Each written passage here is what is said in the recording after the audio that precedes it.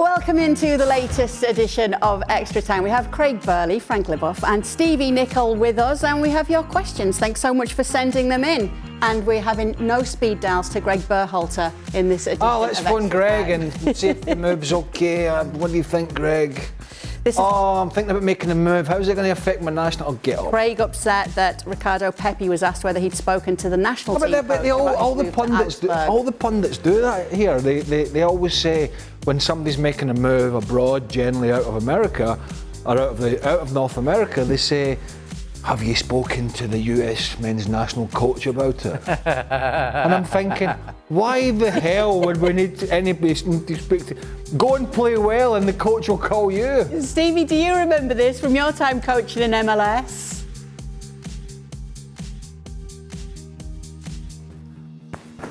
That if a player... Calling the national team coach when you've made a move from MLS to a European club.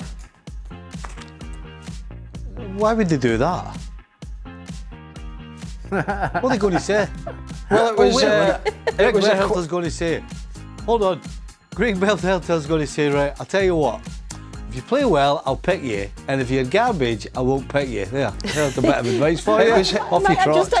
You're saying pundits like they're not our colleagues. They are our colleagues. Well, no, it's a generalisation. Well, one second. Hercules has been a long-time colleague of ours, and Herc knows. I know Herc. He might call me. I don't know. Tweet me. But Hercules and others who he's called you a few names. I know that. Well, I don't call you. Well, I know, but to be fair, he's at the back of the queue. There's a lot of people doing that. But not just our colleagues here at ESPN. There's a big queue. But generalisation of pundits around. American pundits at other networks do ask the same question. Now, Stevie asked the question on his show, Football Americas, to Ricardo Pepi, the youngster who's gone to Augsburg, and the classic line, "Have you spoken to Greg Berhalter about your move?" At which point I'm listening to it going, why? But he may have. Yeah, but why? Why? What do you think about... All right. Let's move on to get some of your questions then. Brian's in. He says, Greg about the move, Tim. I'll start with you, Frank. Don't. Why? At what point? Seriously, what's the manager going to tell him? Good luck, son. What's he going to say? That's not worth the price of the call, then, is it? He's spoken to the... Frank's baffled. No, because I don't hear Stevie, but what I know one thing, Kay, and I'm sure I'm still waiting for Aimé Jacquet fund, call, when I signed for Chelsea to know if I was right or not. I don't know why he didn't call me. Well, we will actually be getting... Hey, Augsburg are going to pay me 20,000 a week. Okay, and this other team are going to pay me 10,000 a week. What do you think, Greg? Oh, maybe go to the one that's getting 10,000 because sod off, bye, goodbye. Right, so... I'm having cynical. I mean, it's not like you, is it? Yeah, but it's a very cynical thing. I mean, it is. I mean, it's just stupid. All right, so there you go, guys. You've been told. And anyone studying journalism, be sure to not ask that if you're in Craig's What, you mean, what, you think any of our lot have studied journalism? No, I mean people who are watching. Holy smokes. All right. Frank, Brian asks, at what point does the allure of it being Manchester United fade? Who's gone there? Player or manager, since Ferguson left and came out better for it? It seems the negative career impacts outweigh the positives. Is the allure of Manchester United fading for players? Well, the thing is, it's clear, and it's the same for Arsenal, that when they lost Sir Alex Ferguson, when Arsenal lost Arsene Wenger, they didn't digest, and they're still not digesting the fact those two coaches have left. And the thing is, I don't know what they have to do for getting better, but when we see that somebody like Woodward spent 800 million euros or pounds, I'm sorry, I don't remember, for that result, I think there is something wrong over there. Where we all know that Manchester United was a team made mostly from the academy of Manchester United, so therefore cost a little bit of it. So they have to go back to that if they want to be successful one day. But the positive of it, I think there is not positive of it since Sir Alex Ferguson left. Pounds, Frank, pounds. Brexit. Oh, pounds, sorry. Pounds. That's why pounds. all those trucks are queued up at Calais on the French border. Can't get back in the country. But it seems the negative career impacts But I tell outweigh you the what, positive. there's another way to look at it, and I'm just throwing this out, it's not going to happen, but it's hypothetical. If Jurgen Klopp or Pep Guardiola were managing Manchester United, the allure of going to Manchester United is much stronger, because you know they're going to build something, and you're going to get paid handsomely, and you're going to a huge club, and the chances are there's going to be success down the road. So it kind of starts at the top, unless you're just there for the money, which, by the way, some of them at the moment look as if that's exactly what they're there for. I mean, the guys at Liverpool and City, and others, and Chelsea to an extent, but and other teams, look as if they'll run through, not only are they quality players, but they'll go the extra mile for the coach. Nobody's going the extra anything at Man United at the moment. Not right now. Well, maybe to go and leak a story to the press.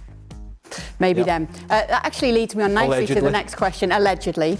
Ezio says, Stevie, Robbo said that he believes the way City play, they could rival the Sir Alex United teams and even beat the Liverpool teams of the late 70s and early 80s. Do you concur? Oh.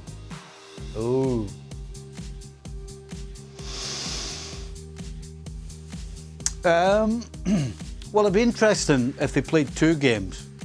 Let's play two games. Let's play the rules in the late 70s and the 80s, or the early 90s, and the rules today. So they probably couldn't light a candle to the 70s, the 80s, and the early 90s, playing the way they did then, because this team just wouldn't be prepared for it. But the team that plays now against those sides, wow. You know, I'm going to say no, because the way the game's played now, and I think I've said this before, are you trying to tell me that all those fantastic teams and all those fantastic players playing on substandard fields, using substandard balls, with the pitch being basically smaller because of all of those reasons, all of these teams were brilliant at possessing the ball, as this Man City team is. So if you try to tell me that all these players back then wouldn't adapt quickly and all of a sudden have more time and more space, they wouldn't be just as good. I'm going to say no. I'm going to say no. It would be really good to see, but I'm not just going to flat out and go City would be the best. So I'm going to say no. You had to think about it though, Stevie. Yeah, and that's a problem. Well, I think, and the reason I had to think about it is because it would be a fantastic game, because all of these teams and this City team that we're talking about are so good. You know, it's not. It'd be dead easy to turn around after 2 seconds and go, no, absolutely no danger. They would absolutely batter this team. But that's not the case. I think it's something that takes your thinking about. You always know, Frank, when Stevie's about to... You always know when Stevie's thinking, because his head tilts back slightly and he takes a deep breath just to make sure there's enough oxygen getting to the brain. Yes. And you can smell the wood burning. And he goes back, and he goes back like that. Yes, you know. Yeah. But the thing, It's like, how can I get... The thing is that I think what Stevie forgot as well is the aggressiveness of the game at the time, that I'm sure the Man City players right now couldn't handle. That was a different football. So I don't know what kind of referees that will be for that game. But if it's a referee from the 70s and the 80s, I can tell you that any team from the 70s will beat Manchester City from now. If it's a ref from now, that will be the other way around.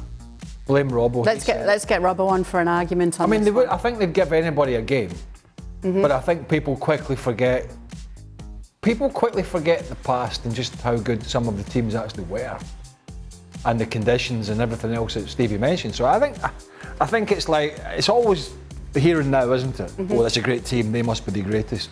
Fantastic team. Don't forget these other teams actually won what was called the Champions League or European Cup or whatever, which they've still got to do it. Yep, true. Yep, so we should listen to what Stevie's saying. Yep. All right. I'll give this one to you, Frank, to begin. I've been telling you that. How long have I been telling you that? Well, we always listen to everything you say, Stevie, don't worry.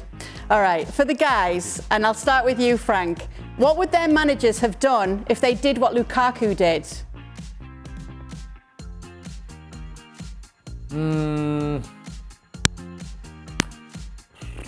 Well, some of them would have a real discussion, head-to-head, and say strictly, straightforward to Lukaku. What you just said was the most stupid comment you said, and you shouldn't have said, because in fact you are putting yourself in a situation that people will think you're stupid, because you just signed for Chelsea, or you signed again for Chelsea, for the club that you loved when you were 18 years old, and now you're saying that you want to go back to Inter.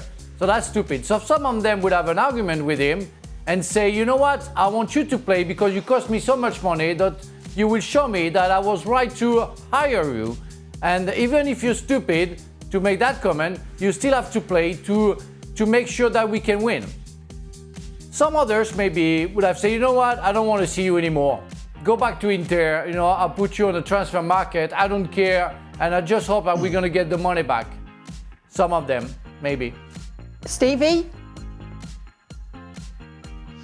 Yeah, not a chance. I said during the week that no way Fergie would play him, and Kenny Dalglish wouldn't have played him either. Dalglish particularly would have just said, look, this game is not about you, and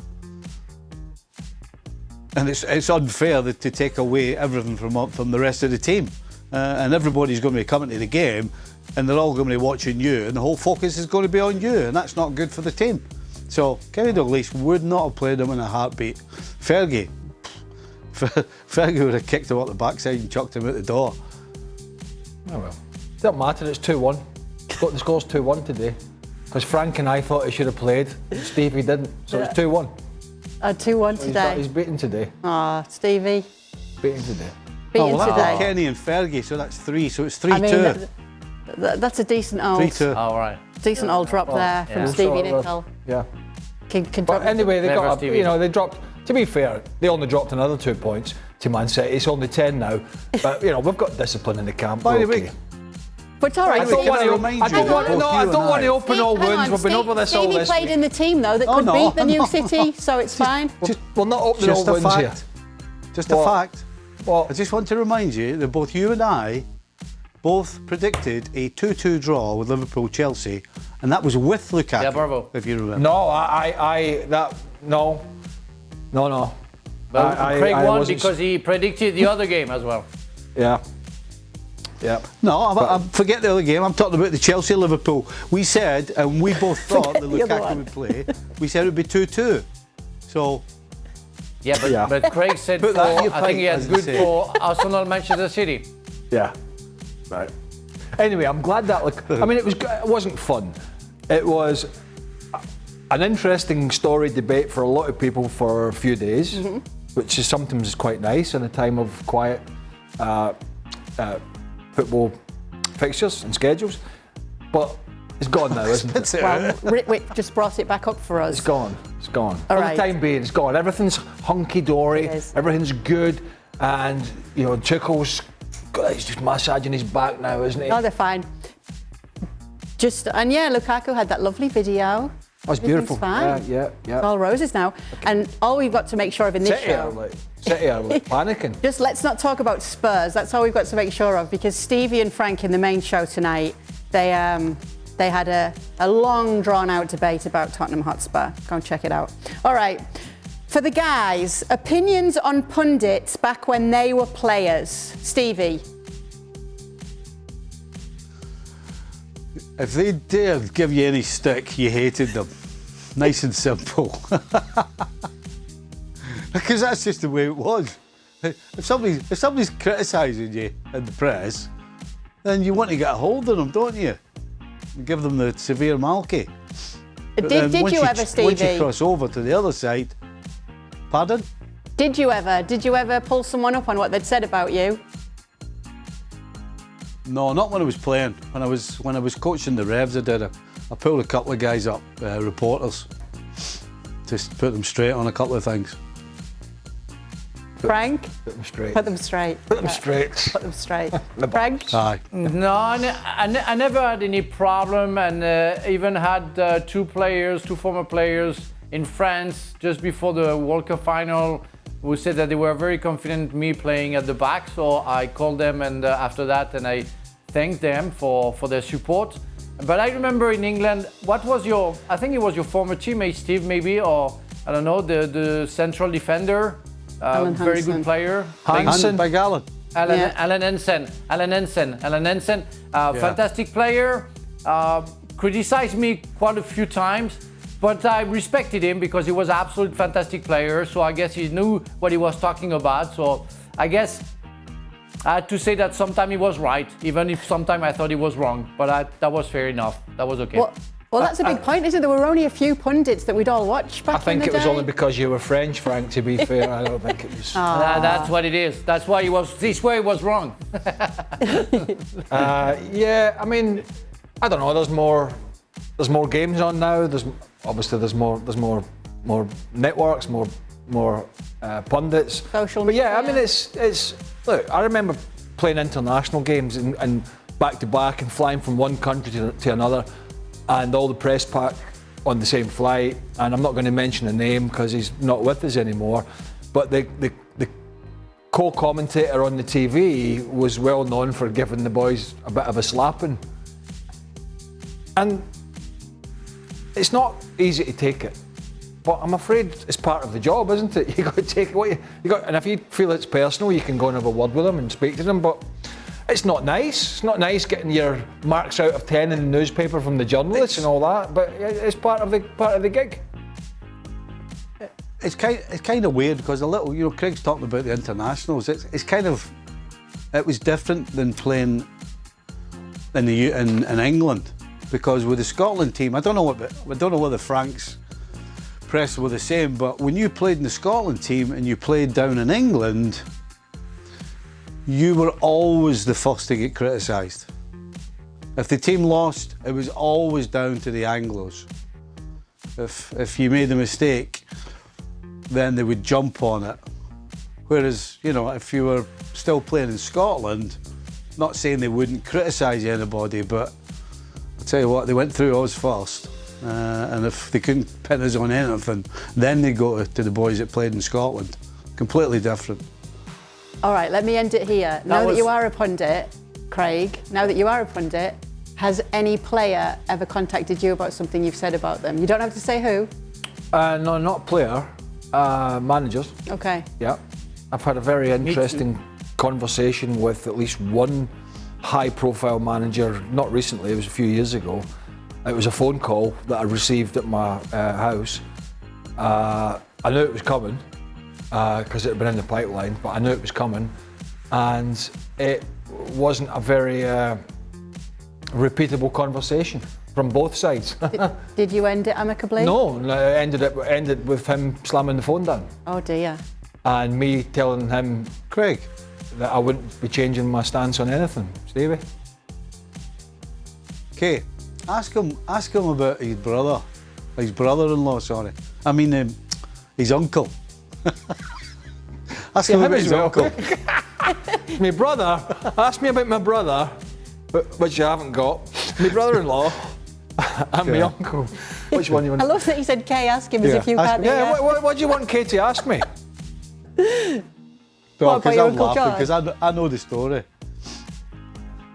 Oh, you know the story you just told? When he was a wee boy, he'd be like, "Hi, Uncle George." And about 25 years later. Well, George, my dad's brother, my uncle, was managing the Scottish national team.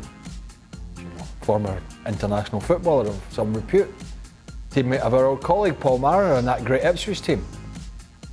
And I was a pundit at the time in the UK the company that I worked for, lo and behold, had the rights to the internationals. You didn't select your uncle, did you? Well, I had to in the end. I had no choice because they were absolutely rotten. No, I had to.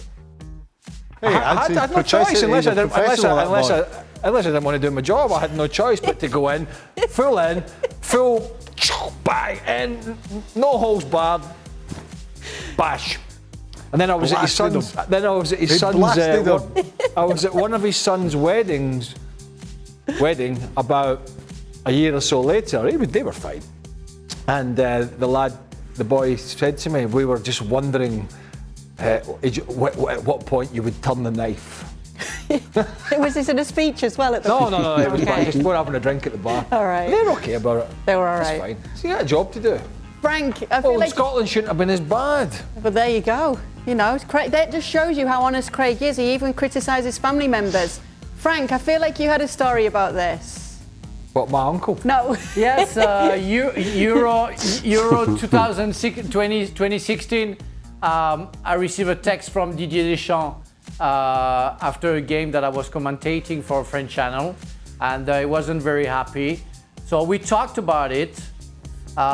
It was pretty intense, like for an hour, and we calmed down after, and it's forgotten, so it's all right. But I stand on what on what I said, and he disagreed with that, but that's fine. That's fine. That's part of the job, and that's okay. I'll give you just a brief transcript of how this conversation went. Not with my uncle, with this manager. He rang me and he went, "I'm really not happy with you," and I went, "I don't care." And he went, "But I'm telling you, I'm really not happy with you." And I mean, "I'm telling you, I really don't care." And this went on. This is how it went on for ages. I think he was hoping that I would sort of. Buckle and grovel.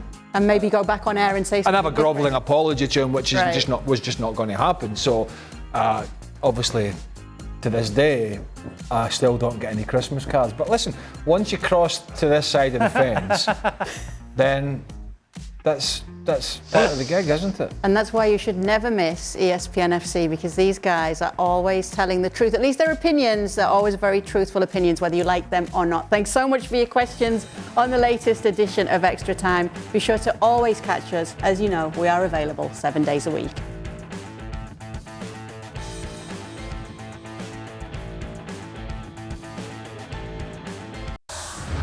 Well, thank you very much for watching ESPN on YouTube. For more sports highlights and analysis, be sure to download the ESPN app. And for live streaming, premium content, and let's not forget as well, ESPN FC 7 days a week. Subscribe to ESPN Plus.